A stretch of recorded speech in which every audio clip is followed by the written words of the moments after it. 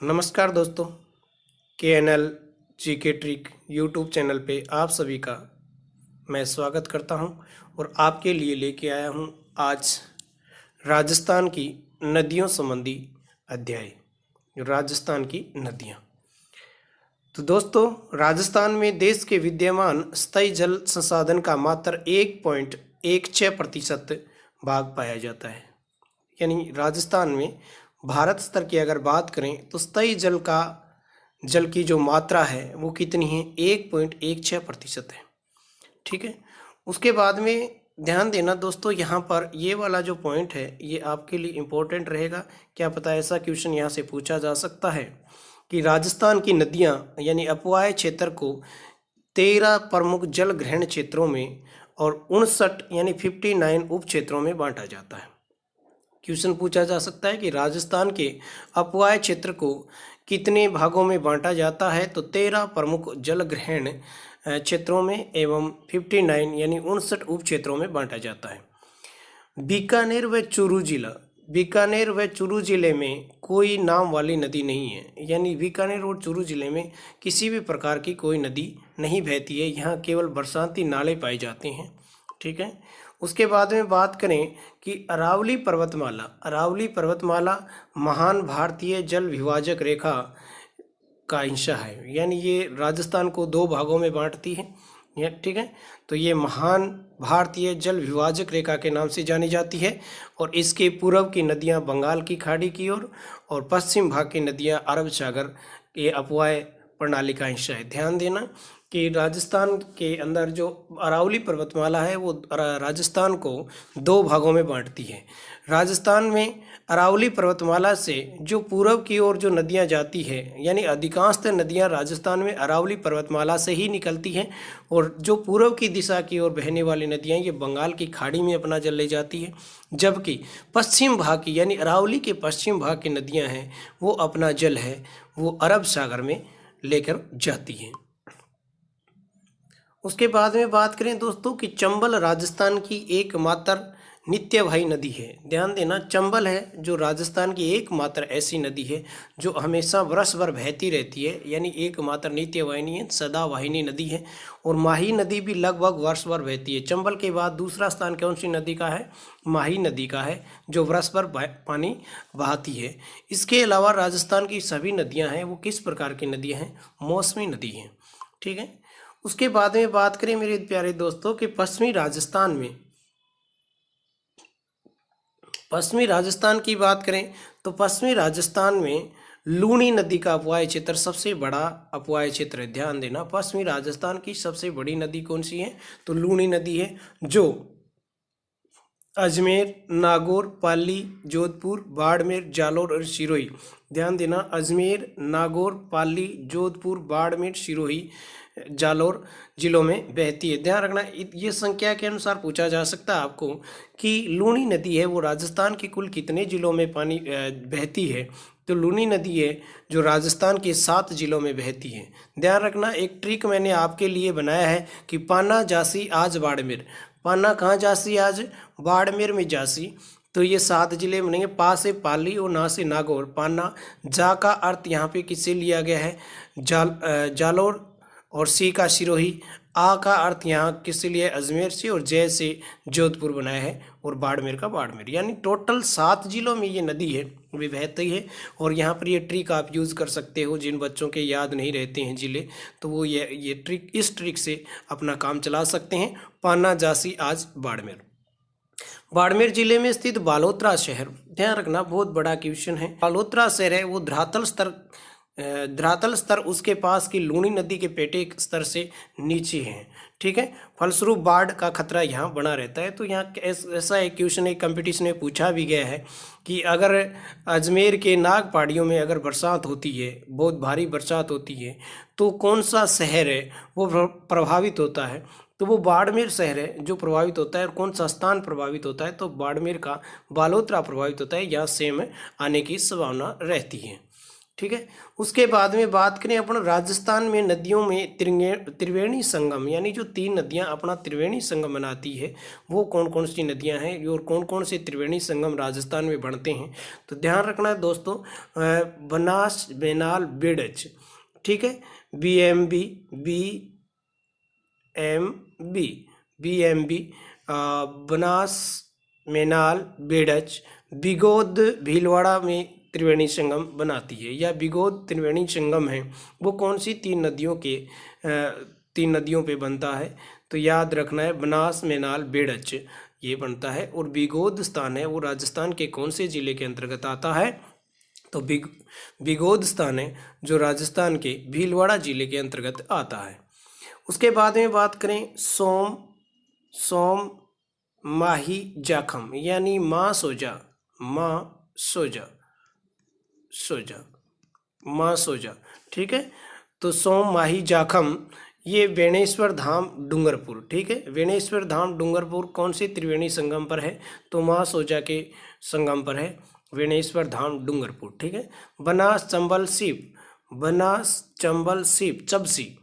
चबसी, ध्यान रखना, चबसी पे कौन सा बनता है, रामेश्वर घाट बनता है। बनास, चंबल, सीप, रामेश्वर घाट।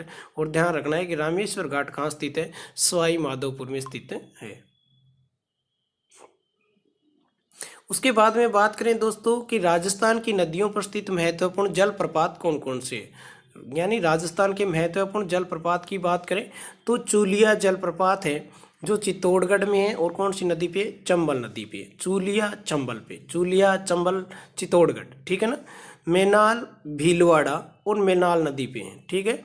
मेनाल, भीलवाड़ा, मेनाल नदी पर। भीमतल बूंदी में है। और कौन सी नदी पे, मांगली नदी पे। याद रखना, भीमतल जो जलप्रपात है वो कौन सी जिले में, बूंदी जिले में। और कौन सी नदी पे, मांगली नदी पे स्थित है। उसके बाद में बात करते हैं राजस्थान में नदी क्षेत्र में स्थित वन्य जीव अभयारण्य। राजस्थान में नदी क्षेत्र पर वन्य जीव अभयारण्य की बात करें दोस्तों तो यहाँ पे हम बात करते हैं मानसी, वाकल, सोम नदियों पे। कौन सा है, मानसी, वाकल और सोम। मानसी, वाकल और सोम 3 नदियों पर एक जो वन्य जीव अभयारण्य है उसका नाम है फुलवारी का नाल, ठीक है, उदयपुर में है। फुलवारी की नाल अभयारण्य कहाँ स्थित है, उदयपुर में। फूलों में सोए मानसी, याद रखना, फूलों में सोए मानसी। तो मानसी, वाकल और सोम नदियाँ हो जाएगी और फुलवारी की नाल हो जाएगा। फूलों में सोए मानसी, याद रखना इसका ट्रिक है। उसके बाद में परवन नदी पर शेरगढ़ अभयारण्य है। परवन नदी पर कौन सा अभयारण्य है, शेरगढ़ अभयारण्य है। और कौन से जिले में शेरगढ़ अभयारण्य, 12 जिले में स्थित है। चंबल और बामनी, चबा में भैंसरोडगढ़ है। चबाने का काम कौन करता है, भैंस करती है चबाने का काम, ठीक है। तो चबा में कौन सा है, भैंसरोडगढ़ है और चित्तौड़गढ़ के अंतर्गत आता है, ठीक है। उसके बाद में आगे बात करें कि राजस्थान में अपवाय प्रणाली 3 रूप पाए जाते हैं, यानी राजस्थान की अपवाय प्रणाली के कितने रूप हैं, 3 रूप हैं। एक आंतरिक अपवाय है, एक अरब सागरीय अपवाय है और एक बंगाल की खाड़ी का अपवाय है, ठीक है। आंतरिक अपवाय सबसे ज़्यादा है राजस्थान में, 60.2% है। अरब सागर ये अफवाह है वो 17.4% है। और बंगाल की खाड़ी का अफवाह है वो 22.4% है। तो क्रम के साथ भी ऐसा क्वेश्चन पूछा जा सकता है। तो क्रम के अनुसार अगर सेट करें तो आंतरिक अफवाह है, उसके बाद में बंगाल की खाड़ी का अफवाह है और एक अरब सागरीय अफवाह बनता है, ठीक है। उसके बाद में बात करें दोस्तों कि राजस्थान की नदियों के किनारे अवस्थित महत्वपूर्ण स्थान, यानी राजस्थान की नदियों के किनारे स्थित महत्वपूर्ण स्थान है। तो चंबल नदी के किनारे 2 स्थान महत्वपूर्ण हैं, रावत भाटा जो चित्तौड़गढ़ में है और कोटा शहर है जो कोटा शहर है वो कौन सी नदी के किनारे बसा हुआ है, चंबल नदी के। बनास नदी की बात करें दोस्तों तो नाथद्वारा राजसमंद और रासमी गांव चित्तौड़गढ़ ये दोनों के दोनों ही बनास नदी के किनारे स्थित है। नाथद्वारा और रासमी गांव चित्तौड़गढ़, नाथद्वारा राजसमंद के अंतर्गत आता है और रासमी गांव है जो चित्तौड़गढ़ के अंतर्गत आता है। घग्गर नदी के किनारे की बात करें तो हनुमानगढ़ सिटी है जो घग्गर नदी के किनारे बसा हुआ शहर है। उसके बाद में बात करें खारी नदी के किनारे गुलाबपुरा, ठीक है, आसिंद भीलवाड़ा और विजयनगर अजमेर, ये जो स्थान हैं जो खारी नदी के किनारे बसे हुए शहर हैं। ठीक है। उसके बाद में बात करें दोस्तों जवाई नदी की, जवाई नदी की बात करें तो सुमेरपुर पाली जवाई नदी के किनारे बसा हुआ है और शिवगंज सिरोही जवाई नदी के किनारे बसा हुआ है। उसके बाद में बात करें दोस्तों लूणी की, तो लूणी है बिलाड़ा जोधपुर, बिलाड़ा है जो किसके किनारे बसा हुआ है, लूणी के किनारे बसा हुआ है। जो बिलाड़ा कहाँ पड़ता है, जोधपुर में पड़ता है। बालोतरा और समदड़ी ये दोनों के दोनों बाड़मेर में पड़ते हैं, जो लूणी नदी के किनारे बसा हुआ है। पाली शहर है, पाली बांडी के किनारे बसा हुआ है। कोठारी नदी के किनारे भीलवाड़ा शहर बसा हुआ है। काली सिंध और आहू नदी के संगम पर गागरोन जो है जो बसा हुआ है, और गागरोन का गढ़ है, गागरोन का किला है, वो काली सिंध और आहू नदी के किनारे है, राजस्थान के जलीय दुर्ग की श्रेणी में आता है। माही नदी, माही नदी के किनारे वेणेश्वर धाम डूंगरपुर है और गलियाकोट डूंगरपुर है, ये दोनों के दोनों ही ये माही नदी के किनारे बसे हुए हैं। चलो बात करते हैं सोम नदी की, और सोम नदी के किनारे आसपुरा डूंगरपुर बसा हुआ है। कांतली नदी के किनारे गणेश्वर की सभ्यता है, गणेश्वर स्थान है, और सुनारी लोहे युगीन सभ्यता है। ये गणेश्वर ताम्बर युगीन है, सुनारी लोहे युगीन है, जो झुंझुनू जिले के अंतर्गत आती है। गणेश्वर कांतली नदी के किनारे हैं। जोजड़ी नदी पिपाड़, पिपाड़ जोधपुर जोजड़ी नदी के किनारे ध्यान देना है। गुड़ला नृत्य पिपाड़ क्षेत्र जोधपुर क्षेत्र में होता है, जोजड़ी नदी के किनारे होता है। काकनी नदी, कांकनी नदी है ये लोद्रवा इसी के किनारे है। ठीक है, लोद्रवा स्थान है वो प्रसिद्ध है, मूमल लोद्रवा की थी। हरण नदी है जो कालिंजरा स्थान है, जो बांसवाड़ा के अंतर्गत आता है। और उसके बाद में अगर बात करें मेरे प्यारे दोस्तों, तो गंभीरी नदी के किनारे बयाना, बयाना जोधपुर, एक बयाना भरतपुर में भी पड़ता है, ये बयाना जोधपुर में की बात हो रही है। तो ये गंभीरी नदी के किनारे जोधपुर वाला बताया गया है। ठीक है, तो चलिए दोस्तों आगे चलते हैं। अब कुछ नदियों के बारे में चर्चा करते हैं। आंतरिक अपवाह प्रणाली वाली अंतः प्रवाह वाली जो नदियां हैं, जो राजस्थान के अंदर से निकलकर राजस्थान में ही समाहित हो जाती है, जबकि यहाँ पे हम बात करेंगे घग्गर नदी, और घग्गर नदी का कुल दूरी है वो 465 किलोमीटर बताई गई है, और इसका उपनाम है मृत नदी, सोतर नदी, नाड़ी भी इसको हम कहते हैं। ठीक है, इसका उद्गम है वो शिवालिक श्रेणी से होता है। घग्गर नदी का उद्गम है वो शिवालिक श्रेणी से होता है, यानी हिमाचल प्रदेश से ये निकलती है। उसके बाद में राजस्थान में अंतः प्रवाह की सबसे बड़ी नदी है ये ध्यान रखना है। अंतः प्रवाह की सबसे बड़ी नदी है कौन सी, घग्गर। विलीन है ये हनुमानगढ़ में विलीन या बाढ़ के समय पानी इसका फोर्ट अब्बास पाकिस्तान तक चला जाता है, ये चीज़ ध्यान रखना है। और पाकिस्तान में घग्गर को हकरा के नाम से जाना जाता है। इसको नाली, घग्गर नदी के पाट को नाली कहा जाता है, और वैदिक कालीन सरस्वती के पेटे में ये नदी बहती है। और कालीबंगा सभ्यता है जो घग्गर नदी के किनारे विकसित हुई है। ठीक है, उसके बाद में बात करें दोस्तों कांतली नदी, कांतली नदी का अपवाह क्षेत्र कुल है वो 100 किलोमीटर लंबा है। ठीक है, और उद्गम है खंडेला सिक्कर से कांतली नदी निकलती है। शेखावाटी क्षेत्र की सबसे बड़ी नदी है, ये ध्यान देना। शेखावाटी में सिक्कर, चुरू, झुंझुनू और लाडनू तहसील नागौर आती है, यानी नागौर की तहसील ओनली फॉर एक ही तहसील लाडनू है जो शेखावाटी के अंतर्गत आती है। और शेखावाटी की सबसे लंबी नदी है वो कांतली नदी है। ये विलीन है, ये चुरू जिले की मंडेला, चुरू जिले की सीमा पर ये विलीन हो जाती है, और मंडेला जो स्थान है झुंझुनू का वहाँ तक ये आती है। ठीक है, उसके बाद में बात करें, ये कई बार क्वेश्चन पूछ लिया गया है मेरे प्यारे दोस्तों कि तोरावाटी बेसिन यानी कौन सी नदी का क्षेत्र है, वो तोरावाटी क्षेत्र कहलाता है। तो ध्यान रखना है कि तोरावाटी बेसिन है, ये कांतली नदी का उपवाह क्षेत्र है, वो तोरावाटी कहलाता है। मल्य केतु या माल केतु या बाबाई क्षेत्र है, वो इसी क्षेत्र के अंतर्गत झुंझुनू और सीकर के बीच का क्षेत्र है। वो यहाँ की पहाड़ियाँ हैं, अरावली पर्वतमाला की जो पहाड़ियाँ हैं उनको मल्य केतु की पहाड़ियाँ या बाबाई क्षेत्र के नाम से भी जाना जाता है। और गणेश्वर की जो ताम्र युगीन सभ्यता गणेश्वर सभ्यता है जो कांतली नदी के किनारे विकसित हुई है। उसके बाद में बात करते हैं काकनी नदी, काकनेय, काक या नदी, या इसी को हम कहते हैं मसूरदी नदी। ठीक है,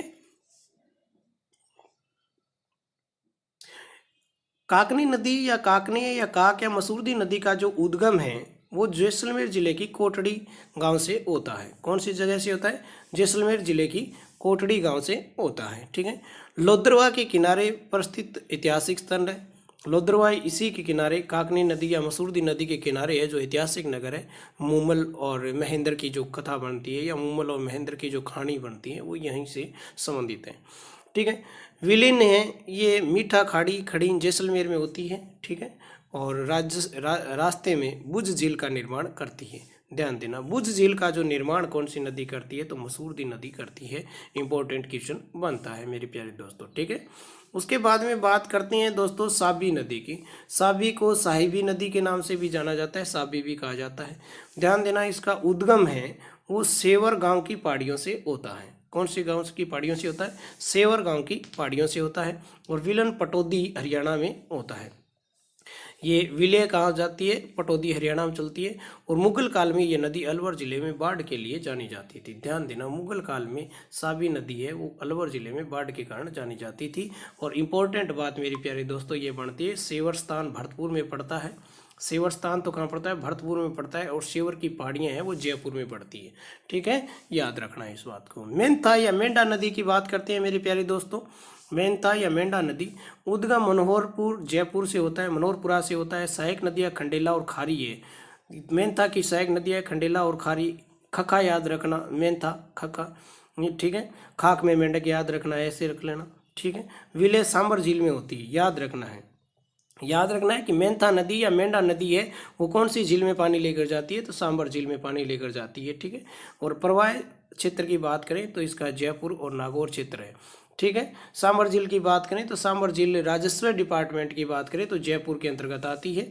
और ये 3 जिलों की सीमा बनाती है, सांबर, अजमेर, नागौर और जयपुर की सीमा बनाती है। ठीक है, उसके बाद में बात करें दोस्तों रूपनगढ़ की। रूपनगढ़ अजमेर जिले के सलेमाबाद से निकलकर सांबर झील में विलय होती है। ये भी ध्यान देना कि रूपनगढ़, मेंथा, मेंढा ये किसको पानी लेके देती है ले जाकर? ये सांबर झील को पानी ले जाकर देती है। और सहायक नदी इसकी खारी है। सहायक नदी कौन सी है? खारी है। और सलेमाबाद है वो निम्बारक संप्रदाय का प्रधान पीठ है सलेमाबाद में। ठीक है, चलिए दोस्तों रूपारेला की बात करते हैं। रूपारेला है वो अलवर में उदयनाथ पहाड़ी से निकलकर कुशलपुर गांव के निकट लुप्त हो जाती है। तो ये कौन से जिले से संबंधित है? अलवर जिले से संबंधित है। ठीक है, उसके बाद में बात करते हैं दोस्तों